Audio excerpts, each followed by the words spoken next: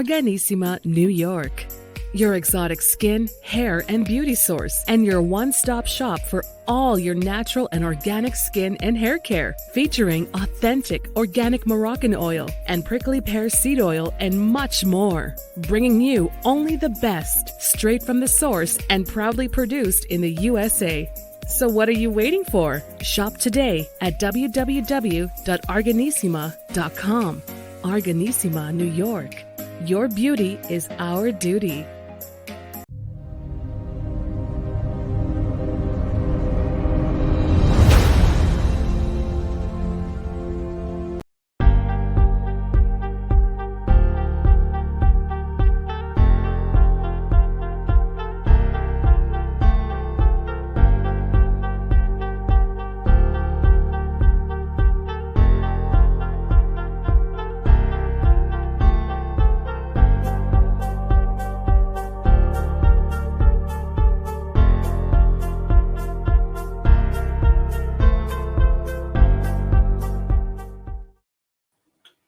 Well. Welcome back to the iHealth channel, iHealth Radio, with your host, hurricaneh. This is the moment we always wait for, the one and the only day where we get to talk mental health with our world-renowned doctor all the way from Australia, Dr. Heim. This is Climb to Your Prime with Dr. Heim. And it is live. So this is a live show, not a replay. We actually are waiting for your comments on the chat box here, so please send in. We are live on multiple feeds here, so Facebook, LinkedIn, Twitch, Twitter, and even Mixcloud. So if you're any of those platforms, YouTube as well. So please engage, get engaged with us and chat with us. Send us your comments. We'll place them up here, and Doctor is ready to answer some of those. We also have questions that we've received to the station here, so we have plenty of stuff. And also this is our last podcast for 2022. It's been a great year, a lot of stuff that happened, and we hope that we go out with a bang, and a lot of stuff is going on in the world. And actually, it is actually the future in Australia. At least that's always the case for my case here on Fridays. It is Saturday, and they're preparing for the New Year's Eve there, because I think that's the first zone, I think, in the world, if I'm not mistaken, or second. So they're going to be ready for partying and the New Year's Eve right there. So Dr. Heim, welcome to the show, your show. This is your show. You know that, right? Oh, it's your show. It's always a pleasure being here. It's wonderful to see your smiling face and your bright eyes, bringing hope to people. And as always, we're here to talk about mental health, preventative mental health. And I suppose we're looking at the future. Behind me, Sydney Harbour is gearing up for its fireworks spectacular. And I suppose because we're the first big city in the world to experience the new year, we have the privilege of bringing fireworks and the hope of a new year to the world. So I know a lot of people enjoy our fireworks. I got to say, they're spectacular fireworks, Hurricane. So I look forward to them. We all do, and please enjoy. Well, Doctor, you have prime stage there. I mean, you're really right there. You don't have to, people have to go and struggle and be in front. I mean, you have prime real estate there. You don't have to leave. You can have a nice drink and relax and just watch it all, right? And actually, this is the first time that we're doing it from here. We've got the famous Harbour Bridge just in our background here, and it gets lit up with fireworks. There's a cascade of a waterfall of fireworks that come down off the top. There's a rocket of fireworks that goes left, right. It's really quite spectacular, and I've not experienced it this close, so I'm looking forward to it. Well, I've seen it before. I mean, they do on TV. They show you the world as it receives the new year and the midnight clock and all that stuff. And it starts with Sydney and it keeps going around the world. So we watch all that stuff until it gets to Times Square, and then it just keeps moving, and time is just passing by. It's amazing, right? Well, again, listen, we've gone through tough days, tough years before. 2022 has been a little bit better compared to 21 and 20. We hope that 2023 is going to just be much better in every aspect of it, and bring in, prosperity, health, happiness, peace. And you and I were talking just a minute ago about, how, people can make a difference one day at a time. And we just try to do our best here. And somebody's got to do it. And there's a lot of people doing it. So we're just one of few, that are, helping and trying to do something here. and hope that our messages and our insights are getting to the audiences all over the world. And I'm telling you, I mean, this show does get a lot of credits, all over the world, and it downloads pretty much everywhere. So because it does serve a lot of stuff. I mean, I think we all need mental health.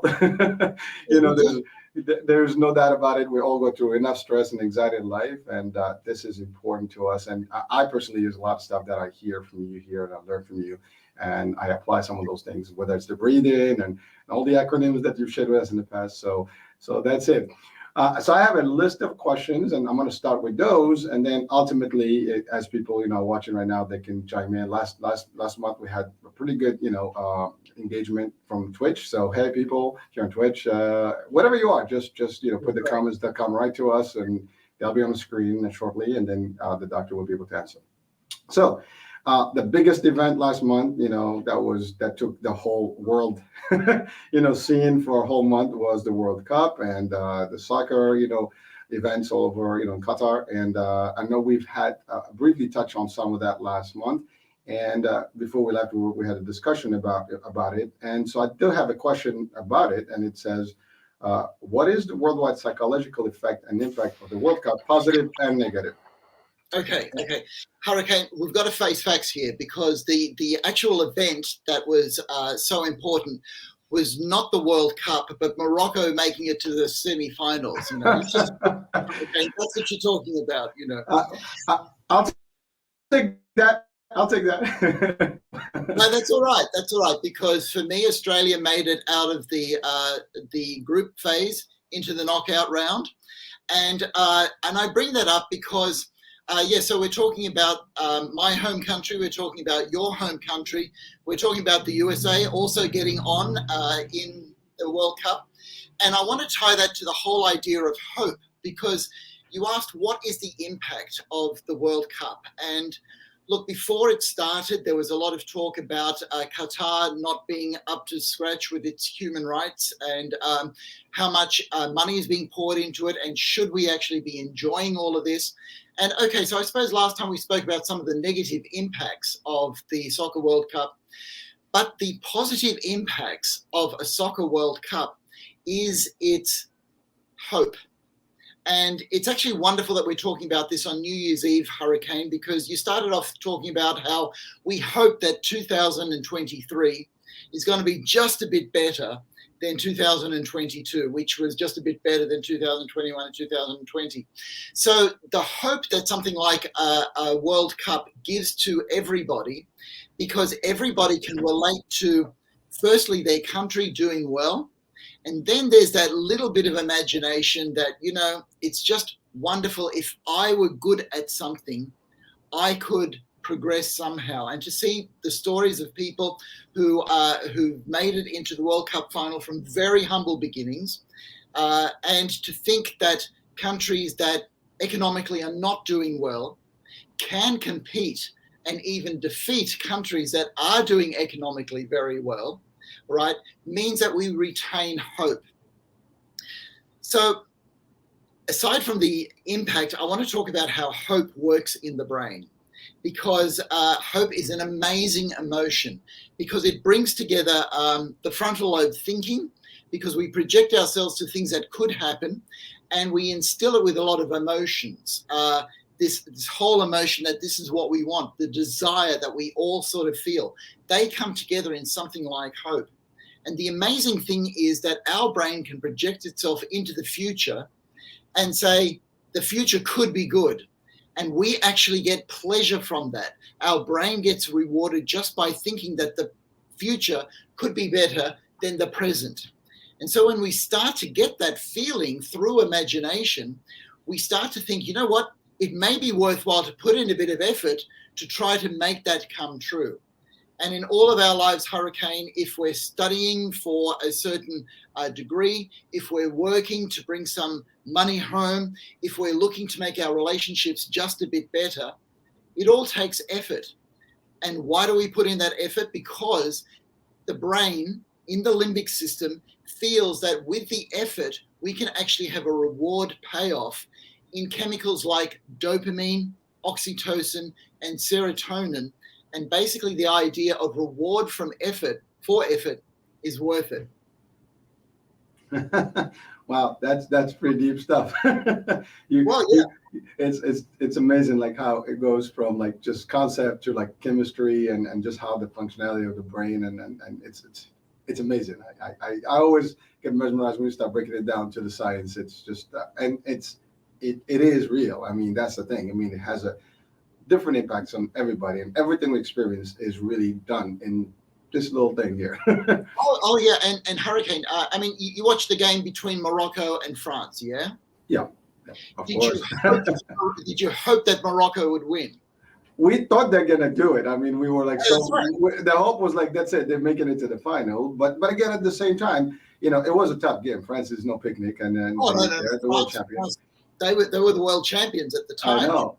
So, but the thing is, because of that hope that it would feel good if Morocco could actually win, then as a fan, you just support your team just that little bit more so that the players work just that little bit harder so that the whole team can have just a better outcome in that particular game. Now, of course, the French people were doing the same thing, right? of course, yeah. They wanted a good outcome as well. And that's why it's a friendly match to bring out excellence in all of us. So the thing is that as a spectator, if you hope your team wins and you barrack that much harder, the thing is to take that emotion that is in your limbic system, which feels so good because of dopamine reward, and say, you know what, my life could feel a whole lot better if I just put in a bit more effort. And then you go, okay, I'll study a little bit harder. I will work a little bit harder. I will argue this out and talk this out so that our relationship is a little bit better. And then when it actually gets the result, you go, it was worth it. That's good. We understand each other more. We're doing a little bit better. That's what we all want. In a sense, this is what the World Cup does. It shows us what it means to be human. Because as humans, we are the only creatures on Earth that think about a future and want it to be better. Well, Doctor, I have to say, I mean, the keyword hope here. I think when this whole event started, right? We were just talking about it just as it started. Like I think it was the same week when they launched, Yeah. and then it just kind of evolved, and a lot of teams played their hearts off, right? I mean, everybody, Yeah. And again, I rooted for a couple of teams to start with. I mean, ultimately Morocco, the U.S., and actually I even rooted for Australia when they were out Thank there. you. Yeah, Well, I I was mean, ready for Morocco, okay, because of the connection we have here, right? that's right. Well, it was right after our show, so I had to. You felt just righteous, right? But the really, I think the meat that it first of all it brought the whole world together. I mean, that's the thing. Like, regardless of politics and all the nonsense that we see in the world, I mean, you saw everybody coming together, and you're right. Qatar was not, well served in terms of like, whether it's going to be the place. So much critic, that took place in years before. There was so much propaganda against them, even within, and there were so many things that we don't want to talk about here in terms of politics. But it was really negative, stuff that was happening. Yet you can see that in no time the positivity took over. Yes. And it just became a world event and festivity, and everybody was cheering up, and everybody was happy. Oh, you saw on TikTok, on Instagram, and the social media, the news, the papers. It doesn't matter what you watch; it had to do with the World Cup, and the stories in the World Cup, and there were so many. And you mentioned Morocco and many others. I mean, Croatia is just a good example. From the previous Cup to this one. They also a small country that, for a minute, nobody kind of even worried about them, but they just came up with, last cup and this one as well. And they were very similar. And Morocco, to your point, was the other country, like it was an underdog, nobody thought that they'll make it beyond the qualifiers, right? And then all of a sudden they became number one in that group. And it was like, wow. And again, against big teams, right? I mean, Belgium was a big guy, and there's a few others, so it was just like not an easy, place to move on. But the whole part was, wow, if they made it, everybody, and you know what? It's funny because I was watching also the coach and of Morocco specifically, and I even did a show about him, and where he really gave a speech. It was in Arabic, or I forgot it. I think it was in Arabic. He said, everybody can dream. Yes. And everybody can do something about it. Just dream big and go for it and take it one day at a time and just to work towards it, and that's it. But everybody has the right to dream and to work towards a dream. And that's actually a speech that actually should be translated in every language, to be honest with you, because the way he said it, it was just really powerful and just profound. I mean, it's something that can touch the hearts and the brains. And that kind of triggered a whole different, concept with the people, the team specifically. I mean, it played, wonders with them. But everybody, you had the fans, you had, everybody, was cheering up. There are countries that didn't even know where Morocco was. There are people that didn't realize what, where the country was, but they just became supporters of this nobody team, right? Or I wouldn't say nobody, because I mean, they did have an impact in '86. They had, other, years where they really came up nicely. And, but this team, I mean, literally they had 3 months to prepare. And the other part, these guys came from all over. I mean, the team was formed from like players that actually were double national citizenships in different countries from Europe and some of them from Morocco, and they just came together in no time, but they made it, and they created hope for a lot of countries in the world that may have never thought that they could make it to that level. And that changed the dynamics. I mean, even for Africa, right now they have the ability to have 8 countries represented in the next World Cup. That was not possible if an African country didn't make it to this. And so again, they gave hope for Africa, for the Arab world, for in the religion aspect of it, the Muslim world. I mean, everybody was cheering. It was crazy. And even I mean, even people from all over the world, they were just happy. Hey, listen, these guys played, they deserve. So create a message of real love and hope. And I think from us, you and I here, it is the same thing that we deliver here. It's like we hope for the better world. We hope for that people can become better. And you, doctor, you're giving some key tools to make people actually better, and hopefully guide them to whatever they have in their life. You can help them change it, tweak it, and really achieve more and more and more, and be just more productive in their own personal life, family, work, and society. And so I just want to thank you for that, by the way. No, that's right. Thank you, Hurricane. But I want to pull apart some of the things that you said, because they're very important. Because when we talk about mental health, we often talk about individual mental health and what can I do for myself so that I am better. But you spoke about that speech given by the coach about dreaming, how we all have the right to dream and we all can dream. And this is the amazing thing about the Soccer World Cup. We had over 5 billion people in the world watching the same event. That means there were 5 billion dreams happening at the same time. And what happens with those dreams is you actually get to wish each other well. You actually want more African nations to be able to make it. You want more South American countries to get back to where they were.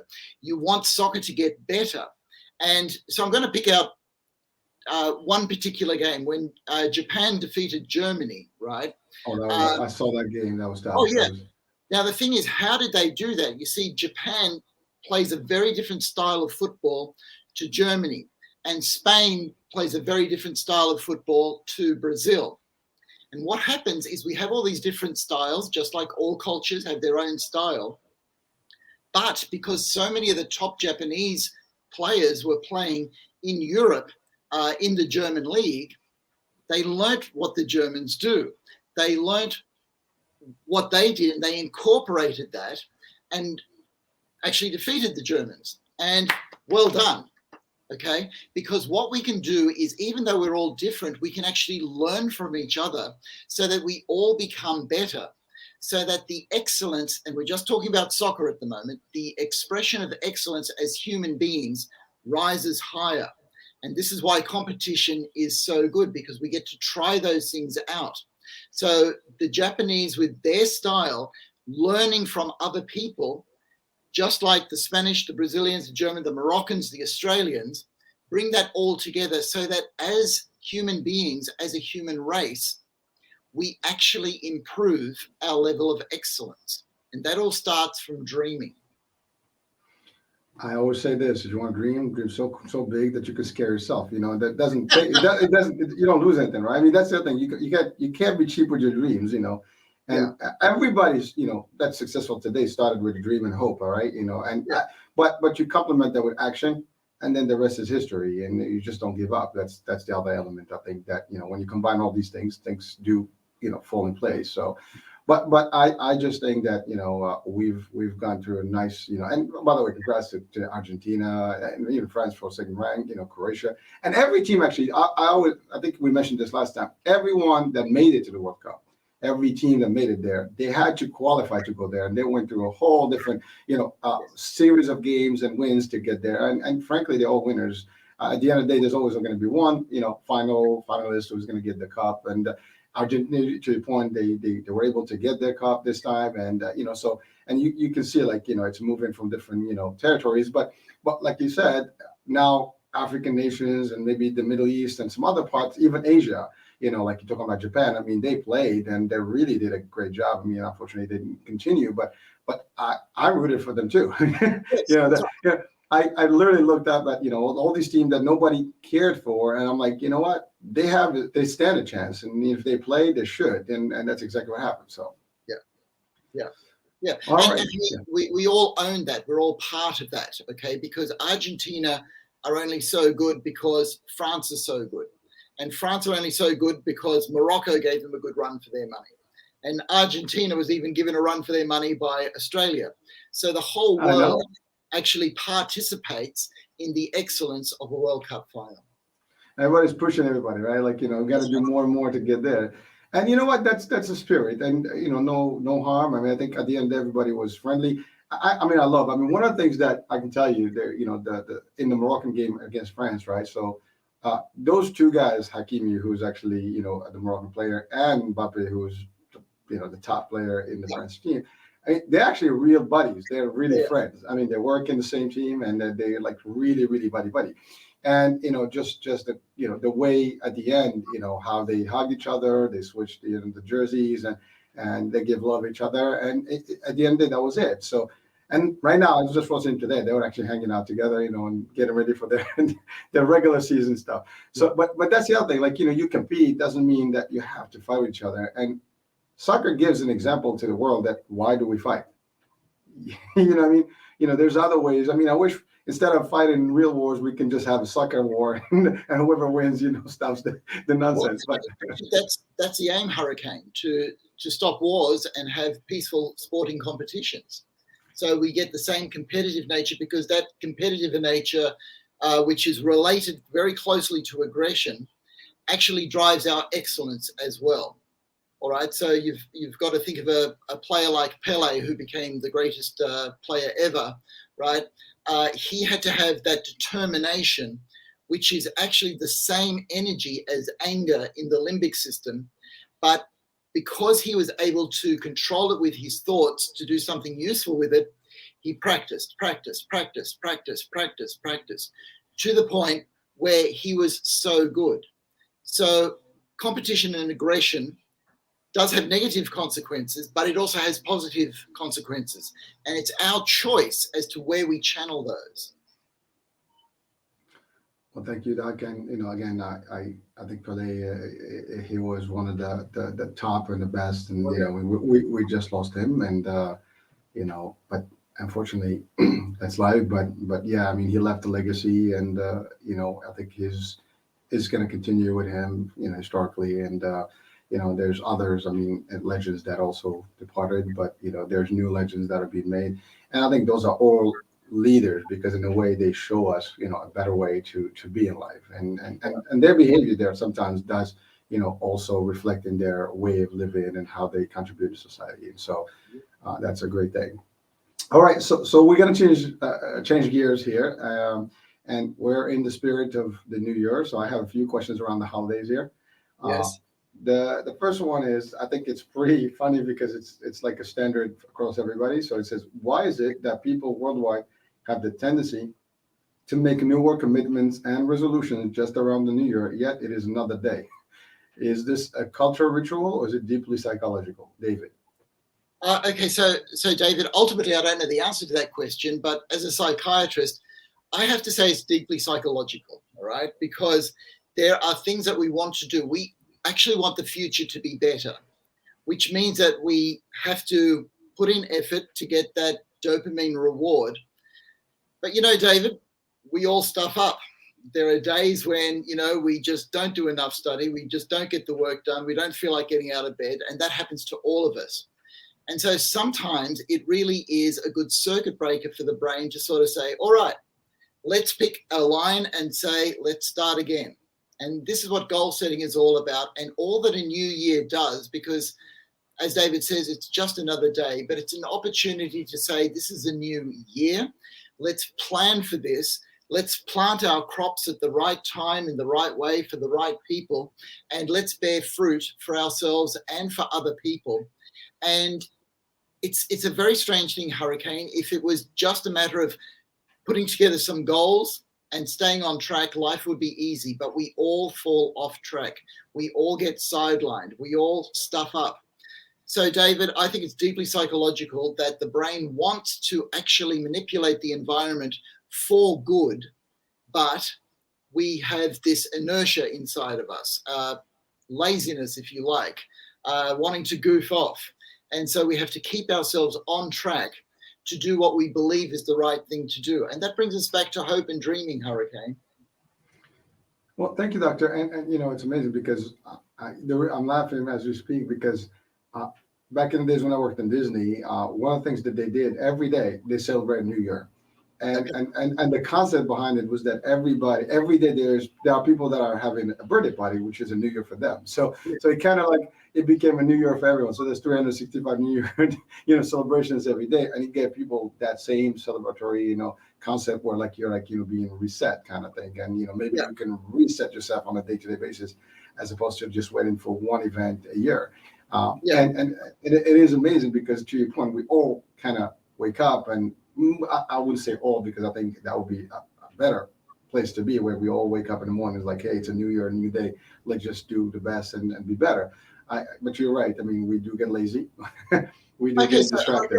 What I'm going to do is quote a famous psychiatrist, and this is Carl Gustav Jung, and his whole approach to this. And his approach was that all of us need to reflect on what's been to make the future better. So just to take a bit of time out, and his idea was that, let's say every day, you take out 3 or 5 minutes where you just sit in a chair and you go, how did I do today? Was it okay? Is there anything that I can improve so that tomorrow's a little better, right? And he says, do this daily, monthly, weekly, and once a year, take out a whole day and say, how did I do this year? What did I think went right? What do I think went wrong? How can I reflect on this and learn from this so that the next year is just going to be a bit better? And he actually had this idea of a mental retreat where you just sit on a beach or by a river or in a forest or by a fireside, and you just spend time yourself reflecting on where your brain has been, where all your efforts have been put, and saying, am I heading in the right direction? Is this what my limbic system feels is right? Is this what my frontal lobe thinks is the right thing to do? Have I got the right plan? And do I need to adjust to anything? And Hurricane, I do that myself, and I would say to people like David, it's a good thing to do, right? Because there are so many distractions out there. And so to keep on track, whatever that means for you, is actually quite an important part of what it means to be human. Well, thank you, Doctor. We have a few more questions, so I'm just going to go to the next one. Yeah. So this actually has to do with the holidays, and I think we're still kind of the edge of the holidays. So and it was available last time, but we didn't get to it. But I do want to make sure that we respond to Jeff here. So it says, how can I manage holiday pressure, gifts, family expectations, and financial burdens that occur every year after the holiday season? It is a big deal for everyone. Big one. Okay, it's a big one because we all go through it. We all experience it. We all have financial pressure or some pressure of expectations, family pressures, and also because we tend to live further apart, there's a lot of logistical questions. Getting flights or train travel or even car travel. Tonight in Sydney, it's going to be chaos there on the streets, okay? So it's how we get through all of this.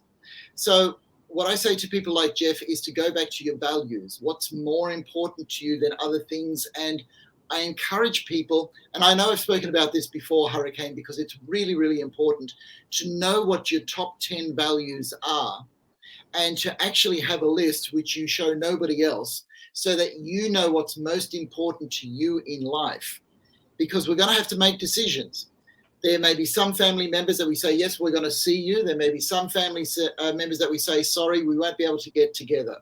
So the amount of time or allocation of financial resources, all those sort of things. So at the very least, you're being true to what you believe is the right thing to do. Because I don't know about you, Hurricane, but family members and friends, they all have their expectations.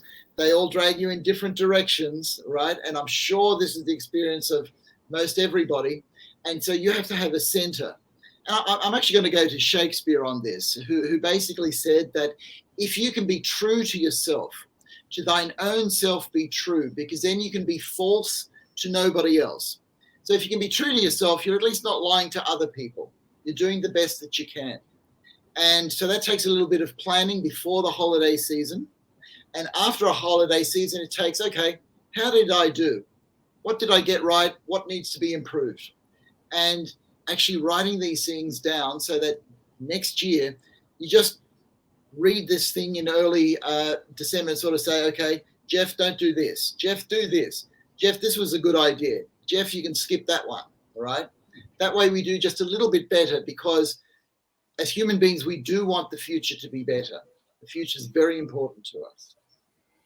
Well, yes, sir. I mean, without it, if we don't deliver a good future, I mean, there's no reason, right? I mean, we'll be living and just ending it. So, and we all have families and children, and we hope that they have a better life and so on and so forth. And, obviously we are building that foundation for them. But I do want to just address, the whole thing about the holiday, because sometimes it is a cultural thing for the most part, and, Yes. more than religious. And I think what's happening, people sometimes are forced sometimes to just do more because of what people, what they think, people would say or how people would react to them. Yes. If I don't give a gift, that's going to be a problem, right? It's going to be a serious issue, right? Or like I want to be perceived like, I'm cheap or whatever. I'm not a good, family member. I don't care. And I think that's the thing. So it's anxiety, and people sometimes they really dread that, or they go extravagant and they put themselves in debts and so on and so forth. So it is challenging for people. And, what we say to people, I mean, what if you can afford things, what would be like an advice to just alleviate some of that anxiety? People like, well, I'm going to hide from everybody because I can't afford. See, for me, for example, I would say, if you can't, I'd rather see you, right? Visit me and hang out with me for a holiday than actually expect a gift from me. That's just me. Actually, I learned that from my dad, that was his concept, Do you want my gift or you want me? I mean, I think I'm the best gift, if family is more, relationship is better than just an item. Now, an item does add value, but if I can't afford it, why not? I can. Some people hide and will cut off people just because they can't bring in a gift, which I think that's wrong. But again, I'm not the expert, but that's just the behavior. So what do you say to that, Doc? Yeah, so this is a really difficult area, and I'm going to tell a personal story about this, because Hurricane, we're doing all right, okay, in Sydney, and giving gifts, small gifts, was fine when we kind of needed stuff, but now when we've got a lot of our material things fulfilled, we sort of thought, are we going to give gifts to people again, right? And what we actually decided to do was starting to give charity gifts. Your gift is you have bought 3 goats for somebody in Nigeria, okay? Or you now own a tree in this particular part of the world. And we thought it'd be a good idea just to spread the goodwill, give a gift, but it actually helps somebody else. That didn't go down too well in the family to begin with, I've got to tell you. Right? In fact, we got into trouble for it, okay?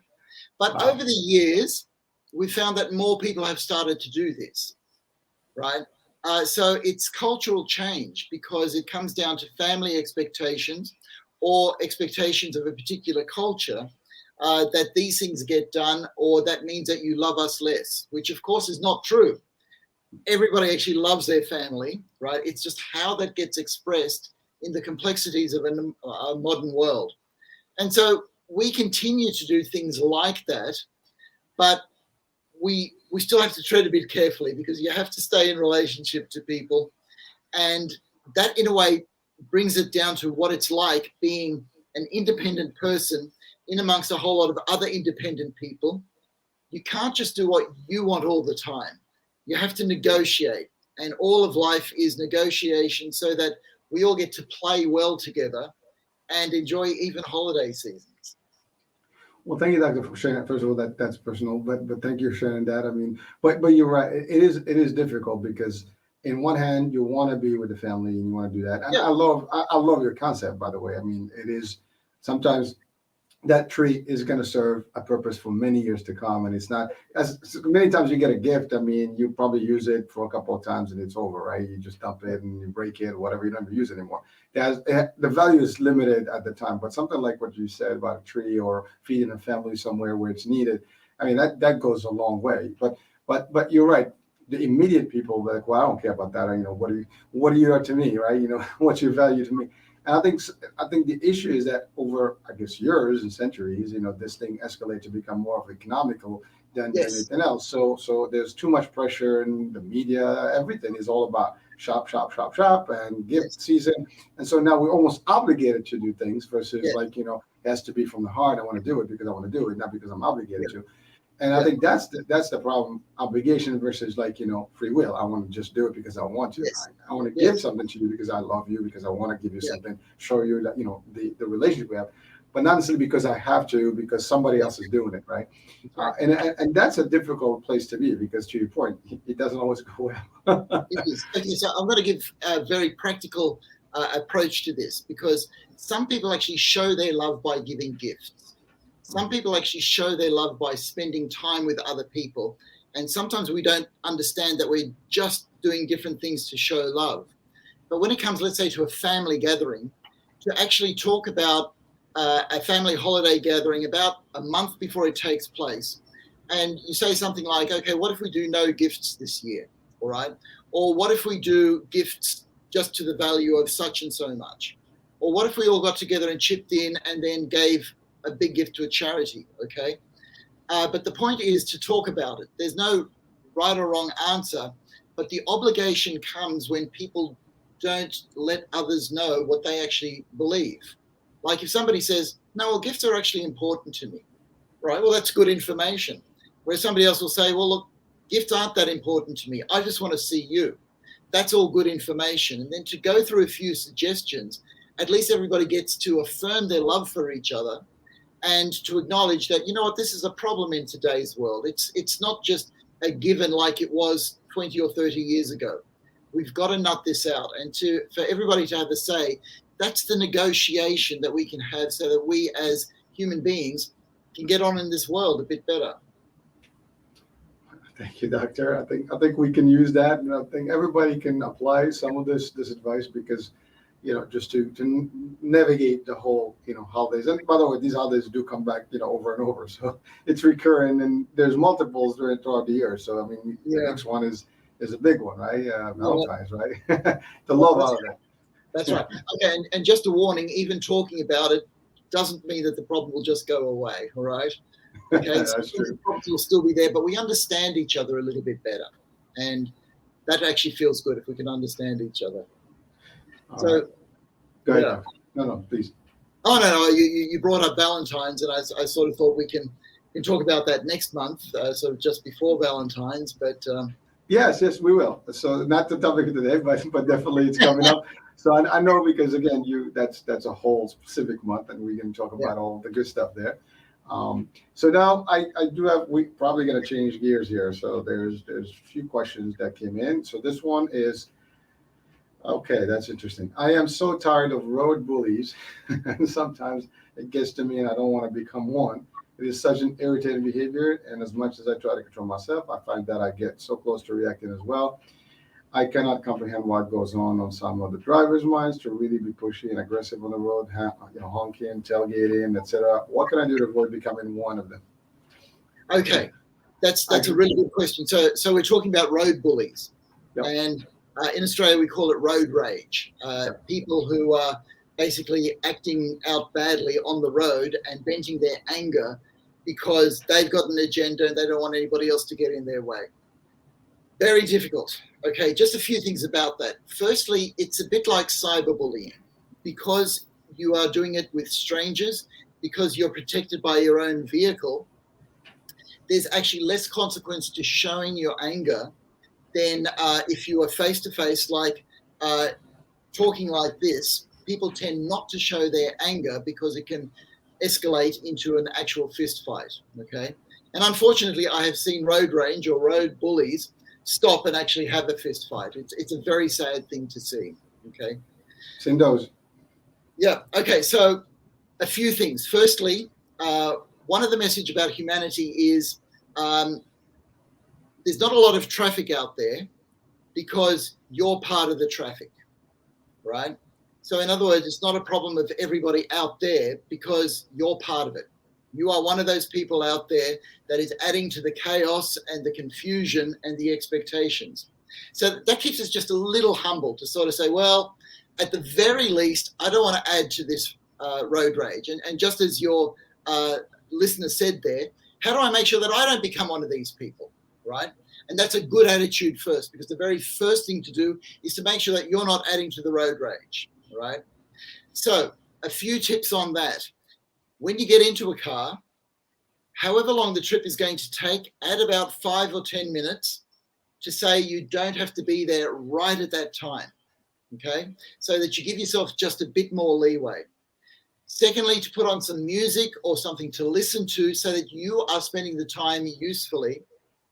And something that I do is actually I remind myself that there are going to be some angry people out there because they're having a hard time. Not because they're angry people, but things happen to them in life. So I might get a few beeps or honks or people cutting in front of me or whatever. So when you're prepared for that, when it happens, you can just let go a bit easier, okay? So that rather than saying, there goes a damn angry person, you can say, there goes a person who's having a hard time, right? So you just put the brakes on and you just let them go because you want to wish them well. You want their life to go a bit better, even just for the idea that you get a lot less road rage yourself, okay? But to do all of that, we have to be, how do I put it, conscious, mindful. You actually have to think about these things. If you're caught up in the moment yourself, if you're in a hurry, if you're under pressure, that's when you are in high chance of becoming one of these people yourself.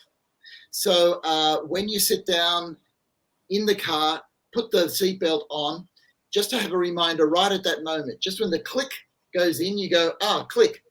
Okay, something's got a click in my mind. I'm here to relax for the next half hour. I'm here to take it easy. I'm here to get out of other people's way so that I can enjoy this. And if you're able to do that and you need something that's going to trigger off these thoughts in you, and I use the click of the seatbelt, right?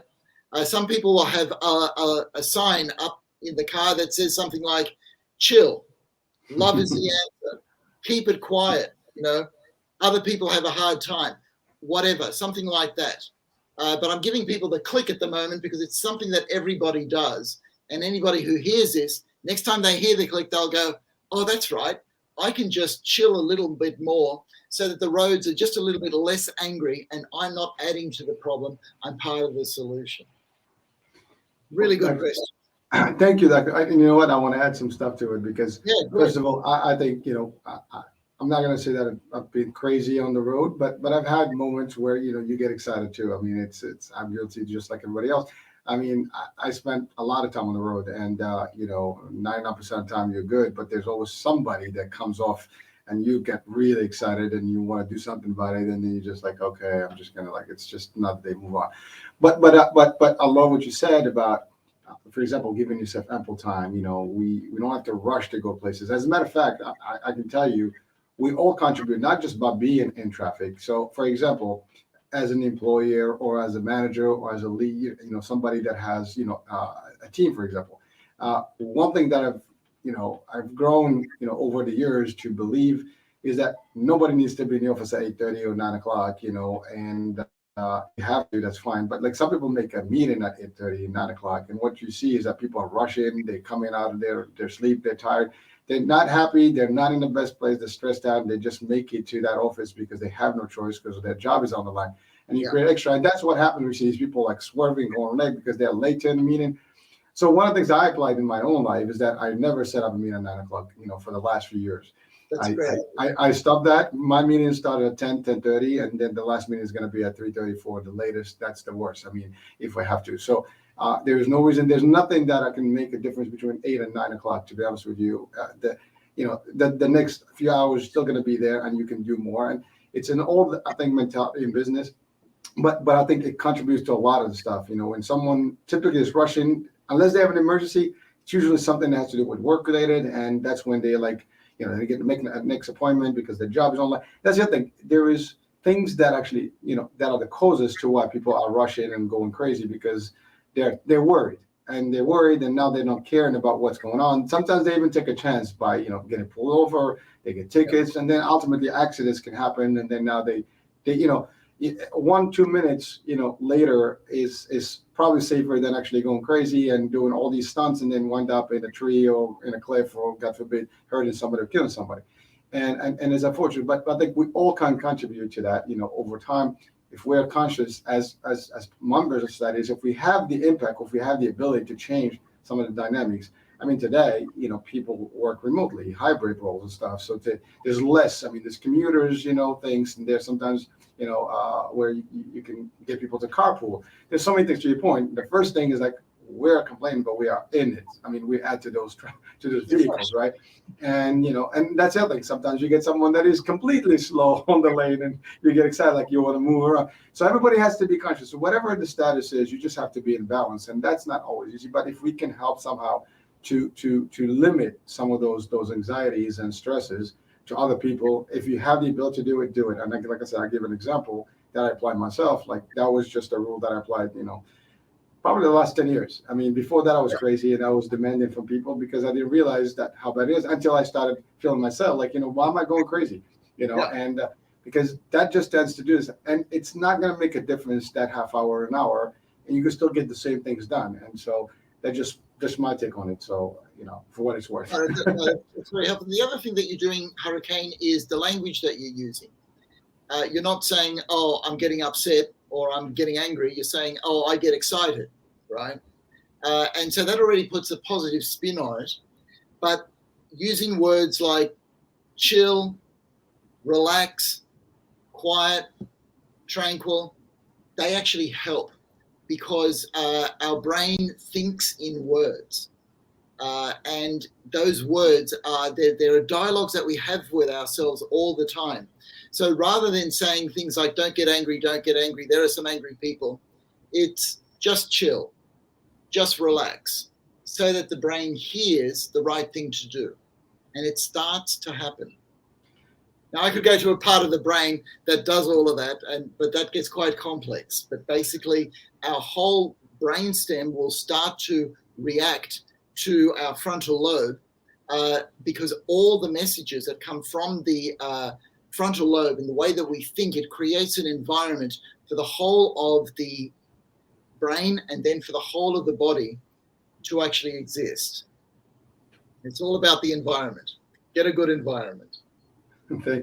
By the way, I love what you said about the music and just the, you kind of set yourself, and, just the subconscious piece about the click. I think those things all kind of become part of you if you do. I love driving, so I enjoy. Actually, I can drive literally from here to Florida in a heartbeat, and I won't even feel it. Just take on cruise control and guide it. I don't care.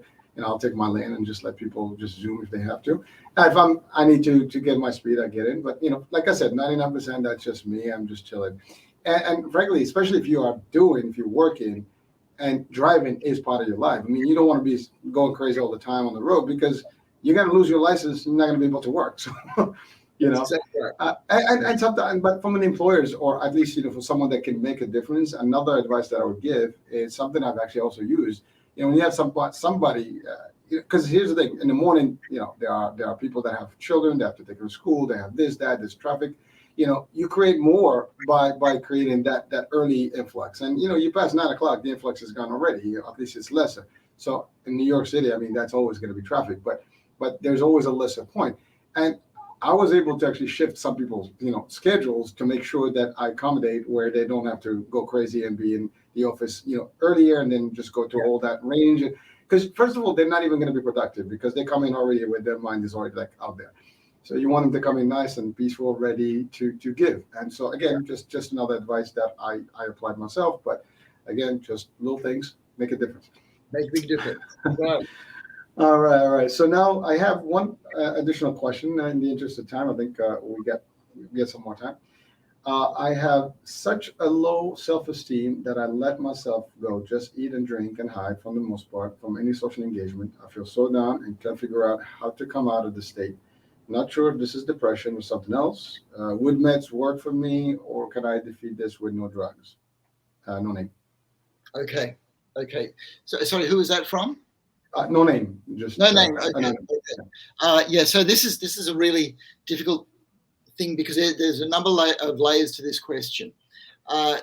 Firstly, for somebody to decide whether drugs are the right thing to go, medications are the right thing to go, or a talking therapy, or do it yourself, a professional needs to at least be seen once to make that kind of assessment. Because Hurricane, I know it's a cliche, but everybody is different. Everybody has different needs. And to know what helps in one particular situation, somebody has to see that person. Having said that, though, we do live in a society that puts a lot of pressure on self-esteem. It's a lot of pressure on feeling good about ourselves. And as a psychiatrist, I've got to let people in on a little secret. And that is that people actually don't feel good about themselves. It's actually more usual for people to go, you know what? I know some of the things that I think. I know some of the things that I feel. How can I feel good about that? So the reason that I'm saying that is I want to take away that pressure that you should have a high self-esteem, because most people actually have a low self-esteem. The question is, can you let yourself off the hook? Can you let go? Can you say, well, my intention is to do as good as I can, and to reward yourself and acknowledge that you're doing the best that you can? Because sometimes we look at other people and we think, oh, haven't they got a great life? Or aren't they doing well? Because we're judging their outsides and we can't hear their thoughts or their feelings. And if we were to hear each other's thoughts and feelings, and thank goodness that we can't, because it would get far too much for us all, we'd have a bit more understanding for each other, and we'd actually see, you know what? Nobody actually feels good about themselves. We're all trying our best. So I'm going to divide the answer to this in two parts. One, if medication or talking therapy is right for you, you're going to have to see somebody to make that decision together. But the second part is that we live in a society that is putting a lot of pressure on people to have a high self-esteem. And so people actually feel like more of a failure when they don't achieve that. And so that's why I'm letting people in on this secret that, in a way, it's okay to feel bad about yourself as long as you can let yourself off the hook and encourage yourself to keep doing the best that you can. Because when you do, you start to feel good about yourself, because it's not self-esteem that you want, it's actually self-respect, okay? It's the feeling that I'm doing what's right. I'm trying to do what's right. I'm a bit better today than I was yesterday. I want to be a bit better in 2023 than I was in 2022. I want our team to do just a little bit better in the next World Cup than the last one. And that all has to do with excellence in ourselves, but also in the whole human race, and even in soccer, Hurricane. Well, thank you, Doctor. And it's amazing. I'm listening to you, and first of all, it's great to hear the idea that you have, like that everybody pretty much can have that same scenario where we all feel somewhere we don't have the best esteem, right? But the part that I wanted to just to talk about is that personally, I think we create that, right? Because we are mostly thinking about what other people think about us. Yes, I think that's the issue mostly, is because we are worried about what people are going to think, as opposed to just worried about just I'm comfortable who I am, how I look. I don't care what people think. I don't care. Yeah. If we can add that attitude to it, I think we can probably do more. Now, it's easier said than done, but it takes some I guess practice. I mean, people make fun of me. I'm okay. It is what it is. I can't change it. Right? I look the way I look. I mean, I'm not going to change that, right? There's nothing I can do. I mean, yeah, I can go and do maybe plastic surgery. I'm just giving an example, but it could be anything, right? I got maybe a weight issue. Well, guess what? I can diet. I can do stuff, but I don't care what people think. If the minute we stop thinking about what other people think about us, I think that can change the dynamics on how we feel. Yes. And I think that's a big, differentiator. I think in terms of how we deal with this. I personally, that's my thing. I don't worry about what people think. Yes. So Hurricane, you're adding the idea of acceptance, and so a saying such as "You've got to play the hand that life has dealt you," right? So, in other words, we're not going to change our eye color, our skin color. We're not going to change how tall we are. Okay, there are some things about ourselves that we just need to accept. This is who I am. But given that, you then sort of say, okay, so this is my hand. This is what life has dealt me. What can I do with that? And we all try to do our best, okay?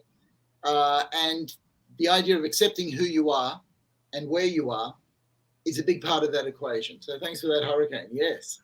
No, I thank you. I mean, I just kind of like I apply that because to your point, I mean, when you're young, and this especially kids, I mean, they get through a lot of that, the bullying in school and things, and mostly it's people making fun of you for no reason. I mean, when I was a kid, I had some of that myself. I was short, I was skinny, and people look at me like, they used to call me chickpea. So, but you know what? I endorsed that, I accepted it, whatever. Call me whatever you want. Call me, anything you want. It doesn't matter. It doesn't affect me. And but it takes time to build to that, level of try. And again, I've used different things like martial arts was one of the things to give me a confidence and whatever. But I mean, there's different tools out there. But at the end of the day, to what you said, I mean, you defined it better than I did, obviously, which was acceptance. And I think that changes dynamics of how you deal with things. And again, you said it before also, like in a previous show, things that you can't change. Why worry about them? Yes, I remember it like yesterday. That's right. And so just to bring it back to self-respect, you mentioned martial arts and how that helped you. If all of us can find one thing that we're good at, now we do not have to be world champions, we do not have to win trophies, but one thing that we're good at. I'm good at understanding other people. I'm good at communicating my needs. I'm good at whatever it is, okay? It doesn't have to be I'm a great soccer player or I'm really intelligent. Just to sort of say, this is part of me, and I'm actually good at that. And all that it takes is looking in your past and see where did you put in effort, and that gave you a good result. And then you can say, I did that. I actually did that. And with that, you start to build self-respect. And the other way to build self-respect is to make decisions that you admire, right? So what decision can I make here that I would feel good about if somebody made this decision, okay? Or to use the words of another psychiatrist, and here I'm going to somebody who survived the Holocaust. His name was Viktor Frankl. He said, the secret to life is this: try to live life as though you're living your life for the second time, and you want to get it right this time. So what he's saying in that is making decisions that you say, you know what, that's the right thing for me to do. Because when you do that, you can respect yourself for doing the best that you possibly can. But I'll even add to that, we will fail in that, okay? In which case you got to let yourself off the hook and be forgiving of yourself.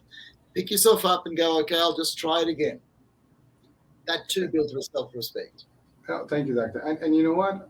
We have to build that. I mean, we're all human and we all kind of feel that. And you're right. Like there's always like the stuff that's going around us always puts us down in terms of like, well, what do I want to fit in? And you want to fit in a certain category. Now with some of the shows that we see, I mean, it's all about, luxury and this and that. And people are really putting themselves like they feel like they're just not up to par with everybody else's, expectation, and causes a little bit of a dilemma. Again, you know what your means are, you know who you are, and you just have to work with that. Again, that's just an easy way to do it. But again, I love the powerful stuff that you just mentioned about it's a second, shot in life. use it better. Start differently. That's a beautiful concept, and I think we should all apply. It doesn't matter how we feel, but I think we should apply that, because that will give us a restart every time to a better place. Well, doctor, I think you just hit our mark here. We have a few more questions. We'll save them for the next one, for next month. So again, our first broadcast for 2023 will be at the last Friday of January. And again, it is a live show. The number is on the screen. So when we are live, you can call us. You can also send us a chat. It will be on all the different social media pieces where you can actually chat with us. That being said, Doctor, have a happy new year and ahead of us, and I guess you'll be in the next year before us. So tell us how it is. Send us a message to the past and say, hey, it's great so far. I'm saying the future's looking bright, so have a happy new year when it gets to you, okay?